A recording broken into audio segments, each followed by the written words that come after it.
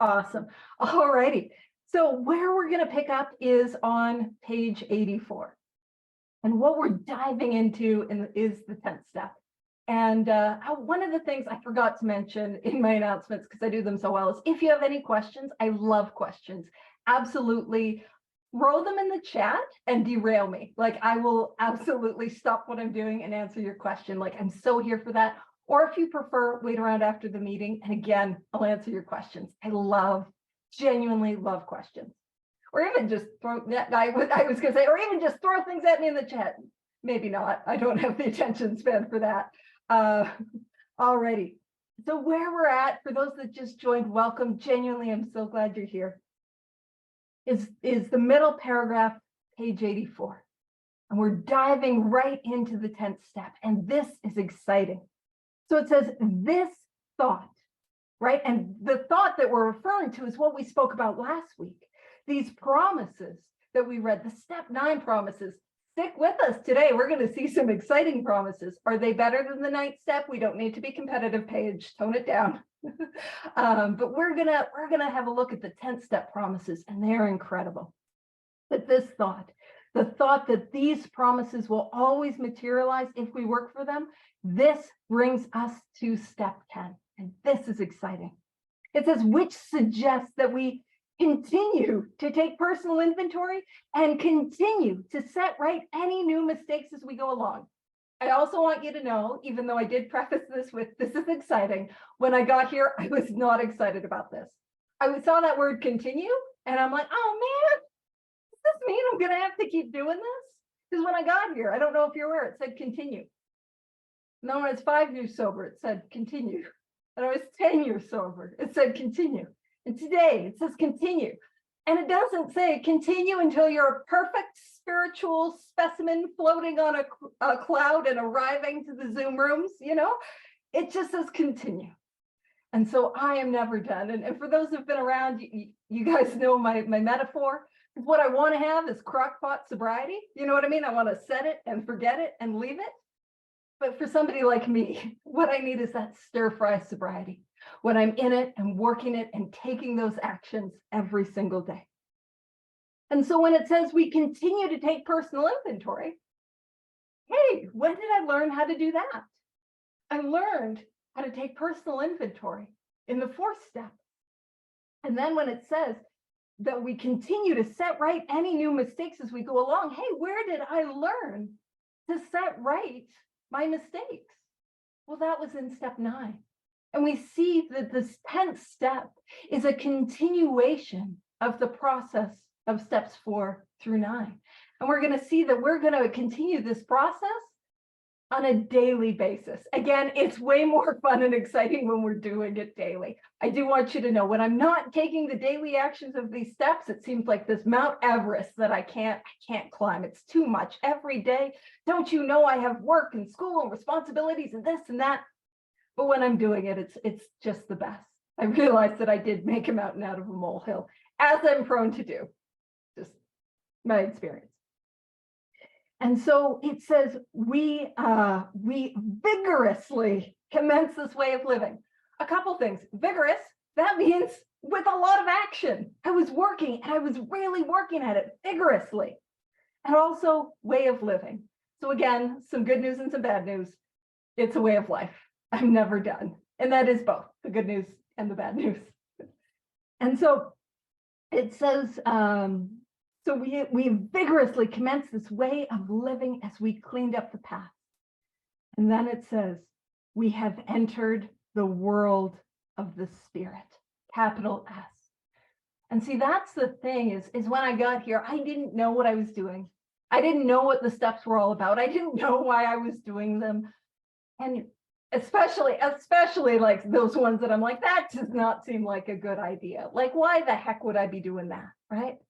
And the whole purpose of the steps, the whole purpose is to clear away the stuff inside of me that is blocking me from that power which is God, from that power which is a power greater than myself.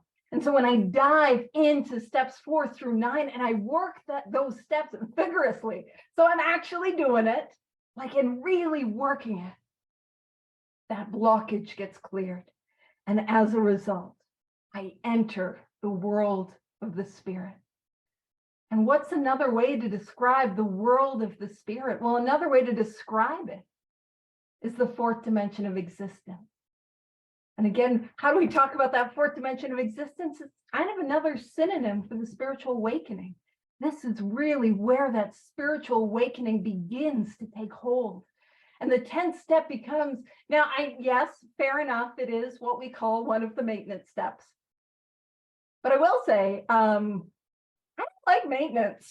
I don't drive, but I can tell you that if you give me the option between like a new shiny Corvette or like a Camaro, or I really don't know cars, I'm tapped out of cars. If you give me a shiny brand new car, I'm like, I want that one.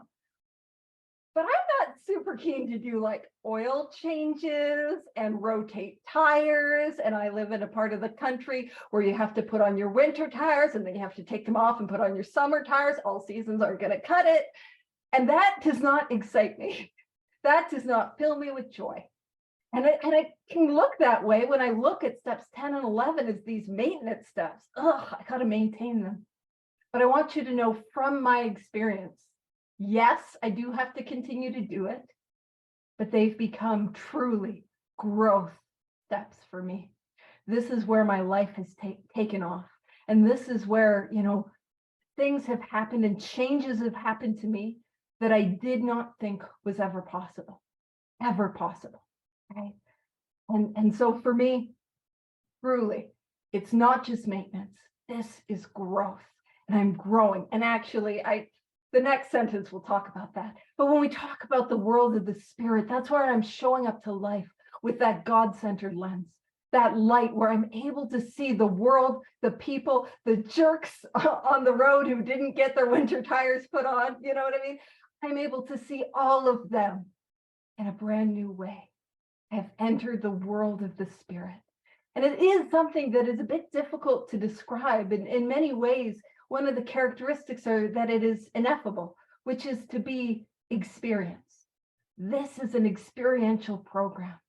But if we've had that change of lens, if we've had that change of perspective, man, you know what I'm talking about, where it's like the world is radically different and nothing has changed but me and how I see it.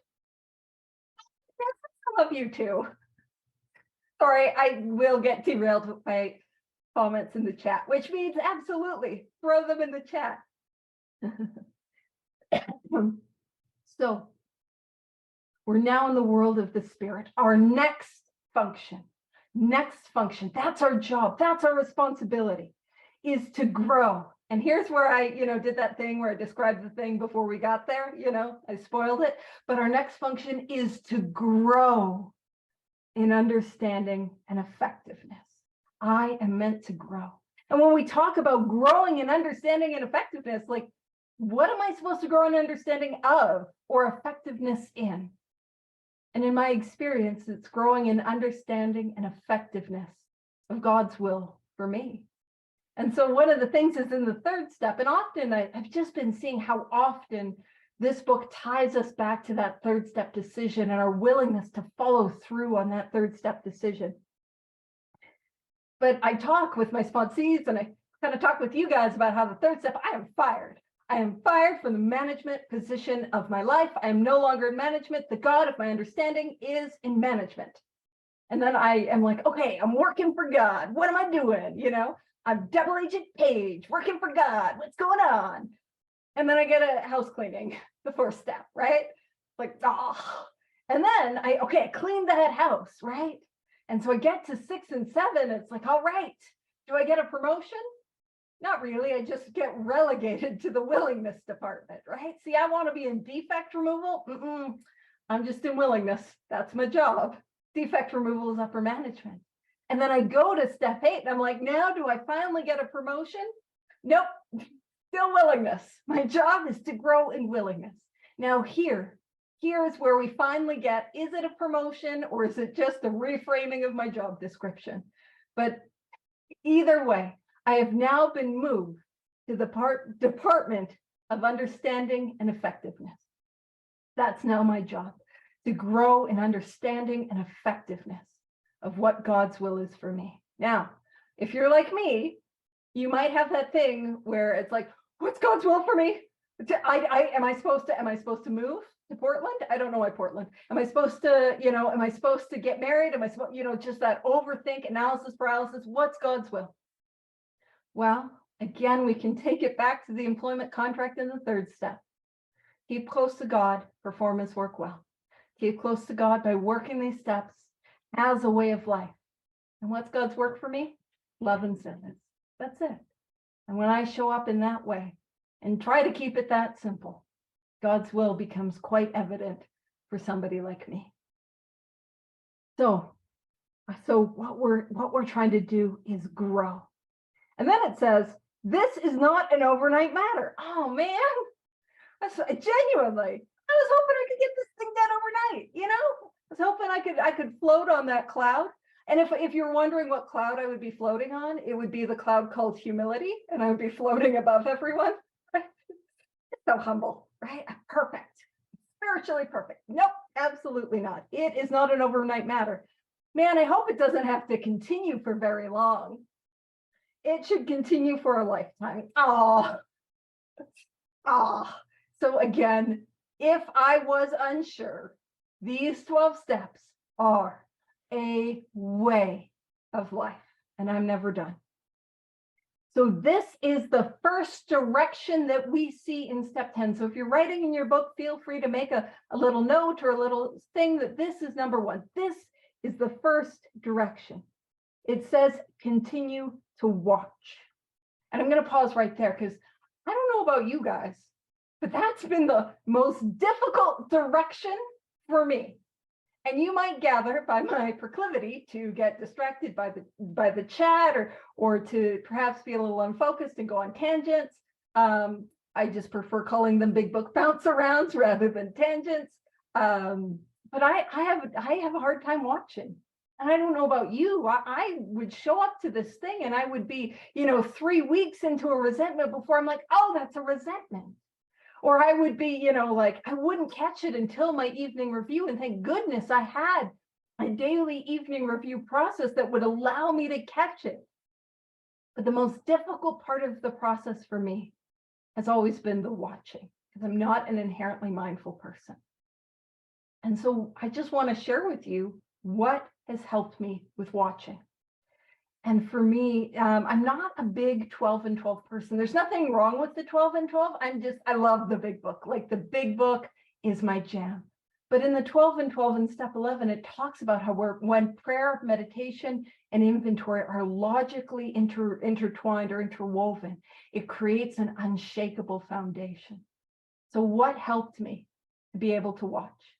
The first thing that helped was a daily meditation practice. I know, daily, every day. You want me to have a meditative practice? Well, yeah, well, you don't have to. It's just what I had to do, and I will say it's going to be suggested in a couple pages, but that has helped my brain to slow. Done consistently, done daily, it has helped my brain to slow. It has helped me to be present and in the moment and with you. And of course, all the work of all 12 steps clears that away, because you'll notice if I am living in resentment, I'm pissed about or feeling strong feelings about things that happened in the past, and I'm not here in this moment.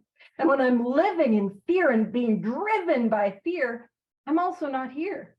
I'm living in the future, trying to play out all the scenarios and try to, prepare all the things, and I'm not in the here and now. And so, of course, the process of 4 through 9 does help me as well to be in the present moment. And something that we're going to see coming up, but I'm going to bounce around to it, is right across the page. There's this what I call the step 10 prayer. It says, how can I best serve thee? Thy will, not mine, be done. One of the things that I have found absolutely instrumental in my ability and my capacity to watch has been praying. It always goes better. And I'm a little, my life is such where much of my day and my time is spent working with sponsees and, doing things like this. and going to meetings and that sort of thing. That's kind of how my life is situated. So it's a little easier for me to pray before I take an action. In fact, when I sit with sponsees, we always start with a prayer. And so it's a little bit easier to practice that. But when I do that, it does help me to be more present and more mindful. And it's one of the coolest things. If I pray and I invite the God of my understanding, and then I watch, I will always find the God of my understanding. The problem is, I wasn't watching. You know, when I work with sponsees, oh, you guys are going to know that I'm a weird bird person. Spoilers. But when I work with sponsees, and sometimes they're like, I don't know, I don't see God. And I'll tell them, I'll tell them things like, how many red-breasted nuthatches did you see this week? I'm like, I don't know. And they're also, I don't know what that is, you giant weirdo. Fair enough. How many magpies did you see? How many northern flickers did you see? How many blue jays? How many crows? How many ravens? I don't know, because we weren't watching. And if I watch for God, I will see God. Just like if I watch for, ravens, I will see ravens, or crows, I will see crows. But so what I need to do is watch.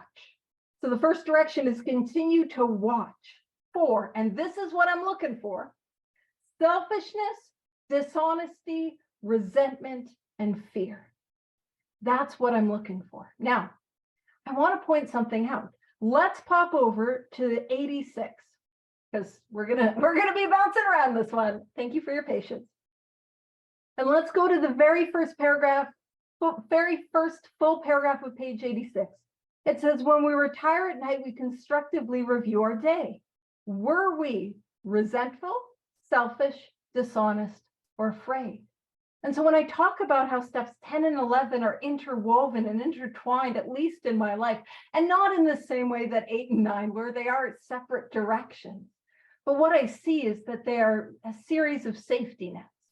See, if I don't catch it, as I was not good at catching it for a long time, at least I have the evening review process to catch it. I'm watching and looking for the exact same things. And so if I miss it in the day or in the moment, I can catch it during my evening review process. And one of the things that I do is I regularly come back to the inventory process. I regularly do house cleanings. I regularly do 4 through 9s or sets of steps. And so I do not miss an evening review. But still, I am human and I miss things and things build up. And so I get that opportunity to clean it up. If you've been here for a little while, you know my house cleaning metaphor, right? Where it's like in step 4, I'm cleaning the house and I got to get out the newspapers and the bottles and the cats. No cats were harmed. But I've got to continue to keep that house clean, right? And in the 10th step, what happens is if I spill my coffee, I want to clean it up in the moment. I don't want to wait till spring cleaning, or I don't want to wait until the end of the night. If I spill my tea, I want to clean it up then. And then when we get to the evening review process, which we'll probably get to next week, that's the kind of like doing my dishes at the end of the night. Let's pretend that's how I do my dishes. Let's pretend to do it daily and responsibly. Let's live in that world, which is so good. I'm so good at my spiritual house cleaning, physical house cleaning, a little bit less so, right?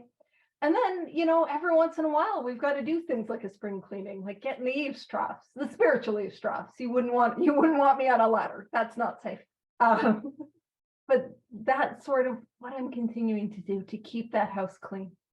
And I talk about this when I do shares. There's a number of reasons I want to keep that house clean. The first is, I don't know if you saw that 4th step when I got here. It was bad, you guys. Like, it was bad. Like, the neighbors could smell my spiritual house down the block. Like, I don't ever want it to get as messy as it did that day.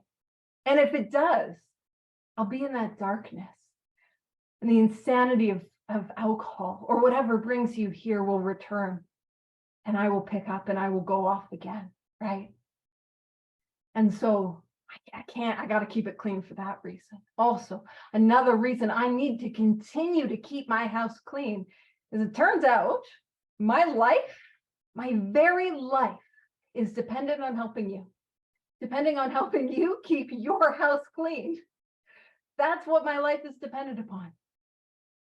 Showing you this simple kit of spiritual tools, showing you this way of life. So I ought to have experience with it. And the more that I clean mine, the more adept and experienced, and the more that I have to offer you. And the third reason I want to keep my house clean is in this book, it talks about how it doesn't say literally, but essentially I got a roommate. Turns out I don't live alone spiritually.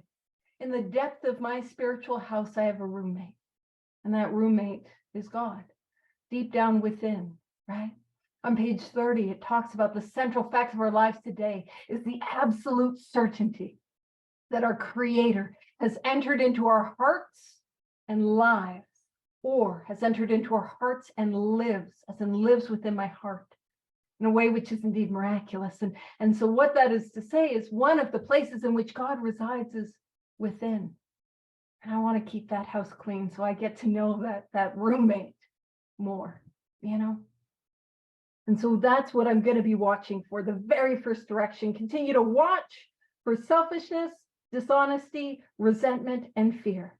Then it says when, which is rude. Because I was hoping it would be an if these things popped up. Nope, it's when. Oh man, they will pop up. When these pop up, we ask. So this is the second direction, and the second direction is to pray. Whenever it says in this book, we ask, that is a prayer. So we ask God once to remove them. That is the next direction. So if I see resentment popping up, if I see fear popping up, if I catch that I've been dishonest, or if I see the various manifestations of self that fall under that umbrella of selfishness, the very first thing that I do once I've caught it, the second direction is to pray. And I want you to know, just from my practical experience, and let me rephrase this. In my experience, what happens is if I pray and it goes away and it's lifted, then honestly, what happens is I get distracted by something else. You know what I mean? And then it's gone. And the reason I'm talking about this is because our next direction is going to be to discuss this with somebody immediately. And often our initial thought is like, what, I'm going to have to call people all the time, 24/7. What am I going to do? And I want you to know that this is not a conscious decision that I make. I'm not like, okay, I'm prayed, it's gone. I've decided it's gone. It's gone. I promise it's gone. Everything's fine. I'm happy to be here. It's not that. It's not that. But again, to mirror some of the direction in step 11, let's go to the bottom of page 87. And I just want to connect some of these dots and what happens for me. So the very, very bottom paragraph of page 87, it says, as we go throughout the day, we pause when agitated or doubtful and ask for the right thought or action. And so that's a step 11 direction. And we see that it's going to stop there if it's lifted. And so what usually happens if it's a little annoyance or a little thing, and I turn to God and it goes, genuinely, I'm not deciding, I'm not choosing, I'm not ignoring. My little brain gets distracted by something else and I'm off on a go. But if it's still there, and I know if it's still there, we know if it's still there, it's churning within myself. I feel it in my gut. I feel it in my heart. That's where it is. Then we turn to the next direction back on page 84. It says we discuss them. This is number 3, discuss. We discuss them with someone immediately. So I do not delay. And that's why it's important for me to be honest about whether it's there. And then not to fight the process. And so one of the things I will say is we are super fortunate to live at the time and the era that we do, because it has never been easier to discuss it with someone immediately. Because what I tell my sponsees is, and I have sponsees that are around the world that live in different time zones, and I also have sponsees that are morning people. And if we remember from last week, I am not a morning person. So what can they do? Well, of course, you can always call. And of course, you can always call and leave a voicemail. I will say I don't prefer voicemail. You can always text. But also we have things like voice memos. Like if I on WhatsApp or on Facebook Messenger, or on if you're fancy folk and have an iPhone, right? You can do I'm not fancy folk. You can do a voice memo where you can talk it out and they can listen at any time. Oh, I love this. Agitated for me can be over enthusiasm, over excitement, over exuberance, and not necessarily upset, angry, distressed. This is when I have sometimes, and that's the key, sometimes learn to pause too. Absolutely. I'm sure we can gather that I sometimes can get a little enthusiastic about things, and I can like just run as, yeah, no, not me. But also like, and when do I get overexcited? When there's like a newcomer or somebody that's got like a window of willingness, to do the steps, and I'm like, oh, let's go. But we do better when we don't exhibit any passion for crusader reform. So that's when I do well to be like, oh, you know, if you want, these are the things that help me, not let's go. But sometimes like, let's go comes out anyways, because I get excited about that stuff. Also, I know for me, my other biggest barrier is discussing it with someone immediately. Because why? I don't want to be annoying.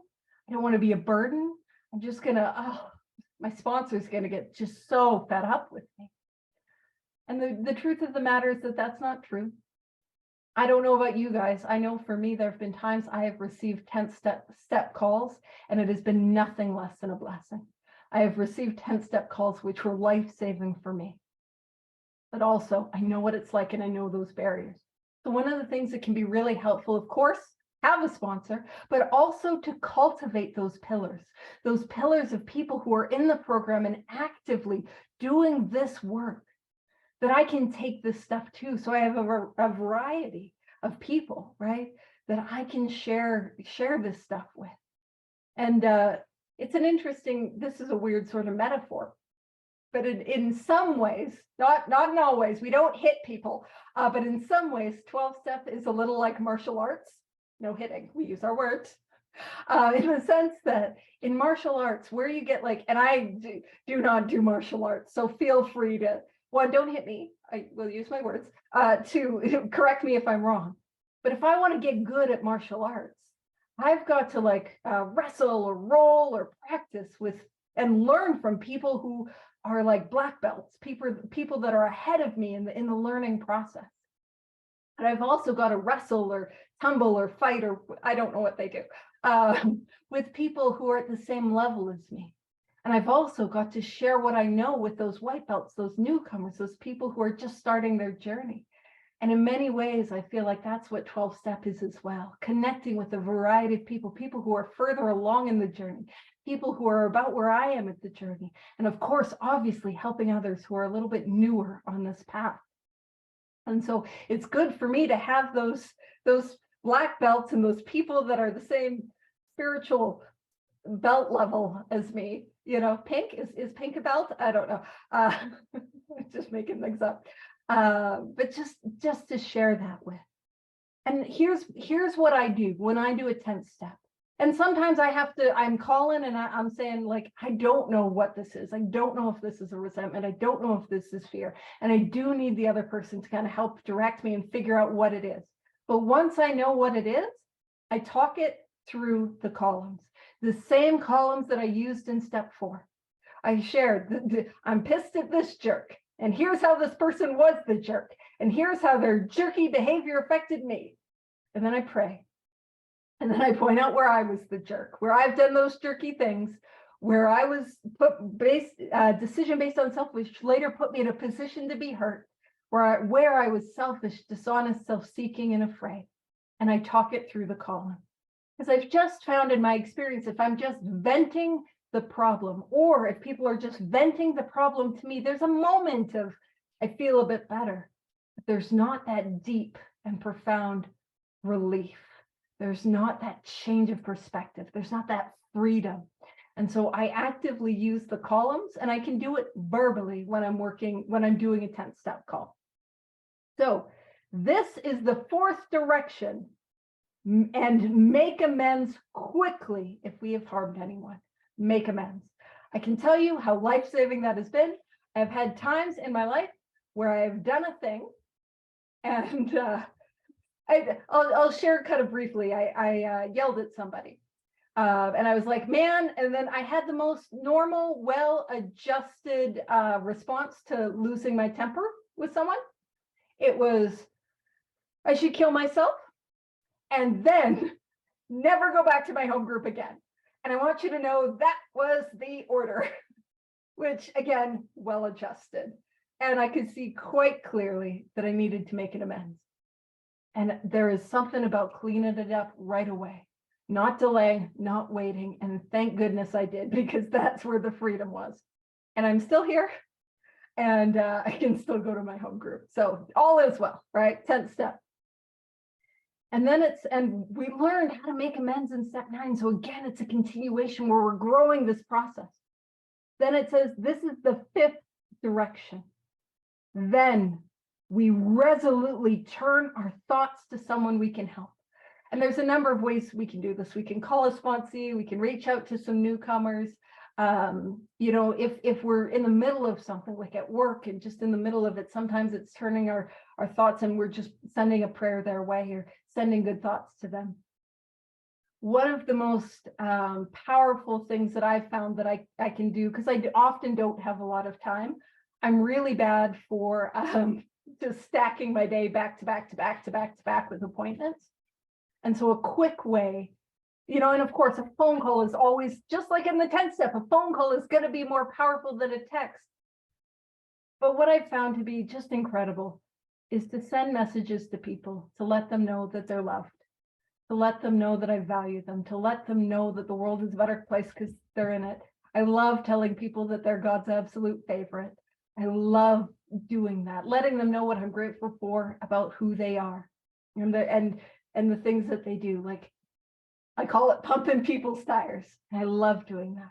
And it has been incredible the ways in which God has shown up in those moments when I reach out to somebody. And so often what I hear is, you have no idea how much I needed to hear that today. Or things like, Paige, how did you know? How did you know I was going through it today? I'm just reminded, get me out of the way and let God work through me. And so to summarize the 10th step directions, watch. And I'm watching.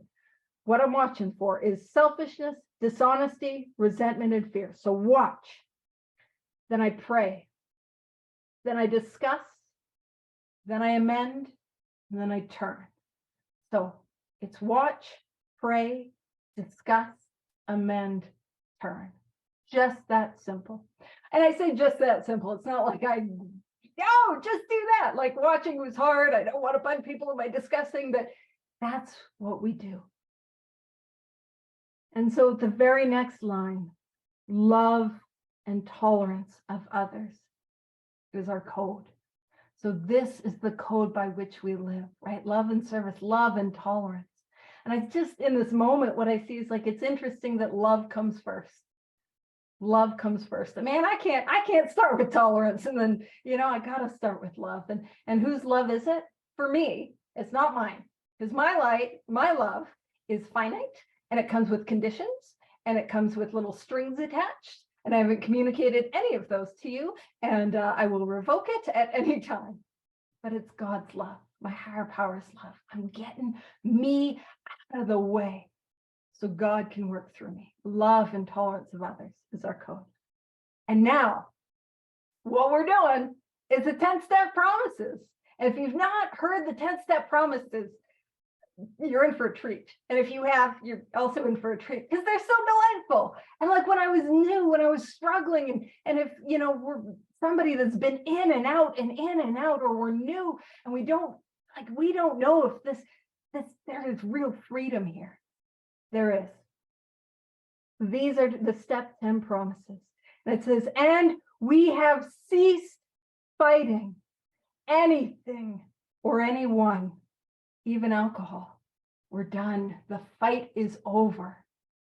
For by this time, sanity will have returned, And so if you're wondering, when do I get freedom from the mental obsession? When am I restored to sanity? See, I just had to believe it was possible to be restored to sanity in step 2. And when does that happen? Right here at step 10, actively working step 10, I've been restored to sanity. And this is what it looks like. We will seldom be interested in liquor. If tempted, we recoil from it as from a hot flame. If you don't have in your book written, see page 24, you can do that right now. See, on page 84, I know the flame is hot. I don't want to touch it. But on page 24, let's bounce around to page 24 real quick. On page 24, and it's the middle paragraph, right, where it says the almost certain consequences that follow taking even a glass of beer do not crowd into the mind to deter us. If these thoughts occur, they're hazy and readily supplanted. That just means replaced with the old threadbare idea that this time we shall handle ourselves like other people. There is a complete failure of the kind of defense that keeps one from putting his hand on the hot stove. You might have a note in your book to see page 84, and if you don't, feel free to put it there. The alcoholic may say to himself in the most casual way, "It won't burn me this time, so here's how." Or perhaps he doesn't think at all. And so what we're looking at is on page 24, I'm in step 1, and there is nothing that I can do to keep me from touching that hot stove. I think this time will be different. The stove was hot in Calgary, but if I'm in New Jersey, it can't be hot in New Jersey, or the stove was electric. This is a gas stove, right? It can't be hot. Or, I'm only going to touch it for a minute. Or if you went through what I went through, you deserve to touch the hot stove too. I'm just going to feel its warmth, right? And I can't stop myself from touching the hot stove with all the things that I try. On page 84, I recoil from it as from a hot flame. I don't even want to touch it. I know that it's hot. I'm sane, right? I'm sane. I don't want to touch that. And it happened to me. That's what's so cool about it. So it says that we react sanely and normally. And we will find that this has happened automatically. Automatically. We will see that our new attitude toward liquor has been given us without any thought or effort on our part. It just comes. That is the miracle of it. We are not fighting it. Neither are we avoiding temptation. We feel as though we've been placed in a position of neutrality, safe and protected, right? We're not fighting it. We're not swearing off. I am safe. I am protected. I am in this position of neutrality.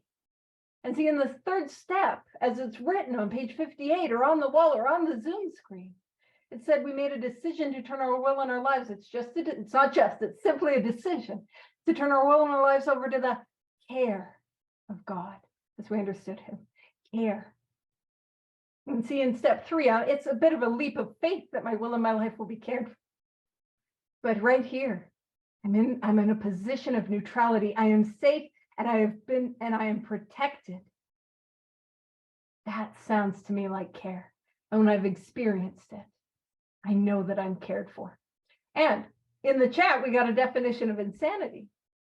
It's whatever the page 37-1, whatever the precise definition of the word may be, we call this plain insanity. How can such a lack of proportion of the ability to think straight be called anything else? So I'm unable to see what is true from what is false. And what is true is the stove is hot.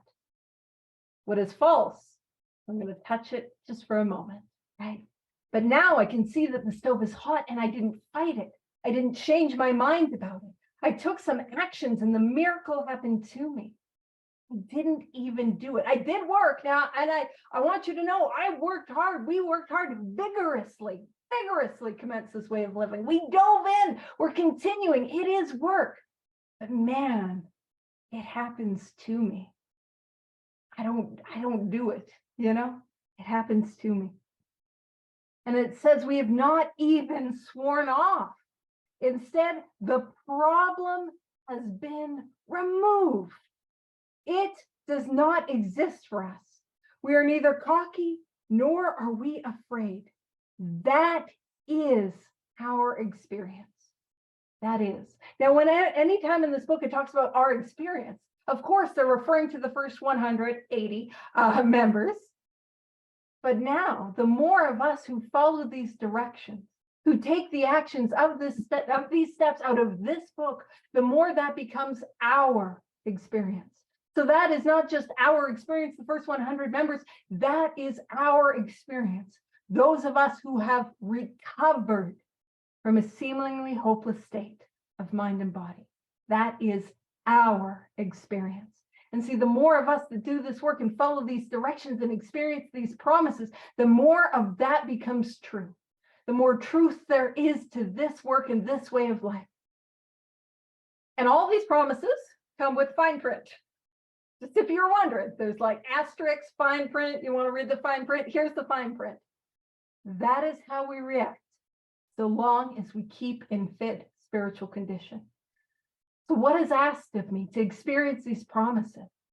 What I need to do is I need to actively get to step 10. So I need to start with my house cleaning on 4, to take my 5th step, right? Share that inventory with God and another human being. I need to take that quiet hour, do my 6 and 7, make a list, check it twice. Find out who's naughty or nice. I was naughty. I need to amend it. Go out, amend it. I know that was a weird tangent. I know it's not even Christmas. Go out, make my amends, and then continue. Continue to do this work. Continue to keep in fit spiritual condition by continuing to take this inventory, continuing to set right my wrongs, continuing. That is how I keep in fit spiritual condition. And it says, it is. And so those are the 10-step promises, and they are powerful. It says, it is easy to let up on the spiritual program of action and rest on our laurels.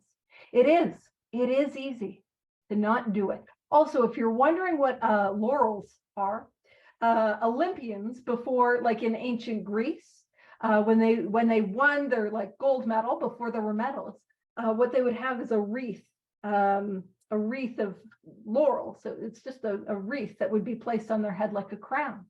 And so resting on my laurels means resting on my success. Look how much work I did to get here. I can take it easy, lemon squeezy, right? And I think most of us, this is not a conscious decision for most of us. When I work with my sponsees, I'm really big on the concept of momentum, because it's always, always, always easier to continue to do something than it is to start again. And so I get my sponsees from the very beginning, I get them to start daily action, because that daily action builds momentum. But daily inaction also builds momentum. So those days when I stay up way too late, perhaps on YouTube, which I would absolutely never do all the time. I stay up too late and I got to do like my evening review or my evening routine. It's a lot easier to do it at 3 in the morning. Yeah, I've been guilty of that. At 3 in the morning, because I've been doing it every single day for years. But the more I don't do it, the harder it is to pick up that momentum and do it. And it is easy to rest on our laurels. It's easy to let it slip. It's easy, right? And one of the things when it talks about this too, like there is this thing that I've seen, and I'm sure I've experienced. In fact, I know I've experienced. It is where, and many of us go through this. And so I'm just going to talk about it because it seems to be a common experience, where we do the work. We actively dive in and take the actions of these steps, and always it works. I shouldn't say always, but like pretty well always it works. It works. We know it works and we believe it works because we've experienced that it works. And then little by slowly, because life happens, because we get a little complacent, because, oh, I'll do it tomorrow, or, that daily program of action starts to erode. And then life starts to happen. And even though we're not doing the work, and even though the work worked when we were doing the work, we think our current predicament is one in which the steps could not help. And I've been there and I've seen that. And it's literally, it's for me, it's really the nature of the insanity of this illness, where I fall asleep, I have a friend in Oklahoma, Cliff, and he talks about the problem is not waking up. That's easy. The problem is staying awake.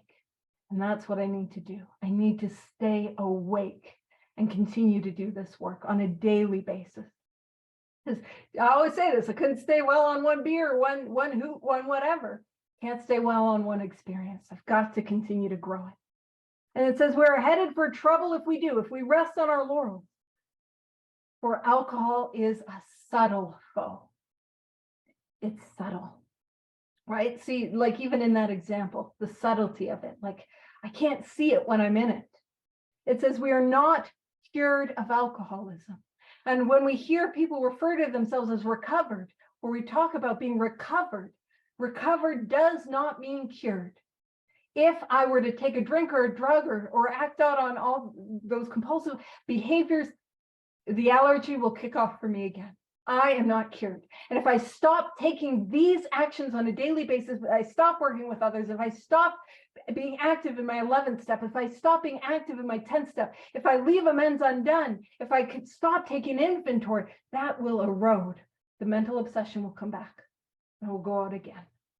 I'm not cured of alcoholism, but I am in a state where I'm restored to sanity, and that is recovered. So it says what we really have is a daily reprieve contingent on the maintenance of our spiritual condition. That's good news and that's bad news. I got a lot of good news and bad news for folk. So the good news is that it's not contingent on how we feel. I want to point that out. It's not contingent on my spiritual condition. That's good news. How I feel does not matter. The bad news, it's contingent on the maintenance of my spiritual condition. Oh man, it's contingent on what I do. That's what matters. And there's a number of definitions of the word reprieve. And I happen to have a dictionary from 1935 because I'm fun. And I looked it up, the definition in that dictionary, and it genuinely happens to be my favorite definition of the word reprieve. And a reprieve is a delay of execution. It's also to grant respite, and a respite is a pause. So when I look at reprieve, I have a daily stay of execution. I have a daily pause on my certain death, contingent upon the actions that I take today. And when we talk about one day at a time or living just for today, it's not that. And of course, if we're new or if we're in a rough patch, I hear you, that like white knuckle hold on. But I can't hold on for long because holding on is human power, and I am doomed to pick up and to drink again, right? But what we're talking about, right, is today. What action am I willing to take today to live a level of life better than the best that I have ever known today? Am I willing to make that amends today, to live in the freedom and the sunlight of the Spirit today? Am I willing to help that drunk, even that one that sounds like she's going to be a handful? Am I willing to work with that person today? Am I willing to pray, to meditate, to take inventory today? Am I willing to lean into God and God's power in this way of life today, to live in that freedom today, to experience that daily reprieve today? So it says every day, and even on weekends, every day is a day when we must carry the vision of God's will into all our activities. Again, that ties in to what we were talking about. I'm meant to grow in effectiveness and understanding of God's will every day. I need to carry that vision of God's will. It's not my vision, into everything that I do. And this is the step 10 prayer. It says, how can I best serve thee? Thy will, not mine, be done. And it says, these are thoughts which must go with us constantly. And when we talk about that is a prayer that I'm meant to put in my pocket. You know, I talk about with my sponsees sometimes those pocket prayers, those quick ones that I can use, like bless them, change me if I got a resentment, right? Or your words, my mouth, if I'm nervous to do a talk or do a share, right? How can I best serve thee? Thy will, not mine, be done. It's a beautiful pocket prayer that can go with me constantly, that I can use when I'm working with others, when I'm showing up to others, when I'm driving, when I'm at the grocery store, when I'm doing these things at my home group, at the home group business meeting, like at all these places, how can I best serve thee? Thy will, not mine, be done. And so when it says constantly, so I need to work at it. And it says we can exercise our willpower along this line all we wish. It is the proper use of the will. And that's the thing. Doing these 12 steps takes willpower. It does. I've got to push myself to take actions that I don't want to take. All of the actions of the 12 steps are ego deflating propositions, and I don't want my ego deflated. And again, when I talk about ego, I'm not like, I am so great. That's never been my ego. My ego is I'm the worst. And to deflate the ego feels like pain and it hurts. And so I don't want to do it, and I'm scared to do it. But it takes willpower to do it. It takes that leap of faith to do it, to have a daily program of action. It takes willpower to do an evening review if you stayed up too late and it's 3 a.m. It takes willpower to make sure to have that morning routine when I get up, even if I get up before noon. You know what I mean? I do get up before noon. But it takes willpower. And this is, willpower, it will do nothing against the first drink or the first drug. But it'll do everything in allowing me to take the actions that allow God to work in my life for my sanity to be restored. And so, actually, right there, I think, I know it would be good to leave it to but yeah, I think, why don't we leave it right there? Because we're going to begin to pick up step 11 next week. And yeah, I want to thank you guys for coming, and because it'd be lame if it was just me. So thank you.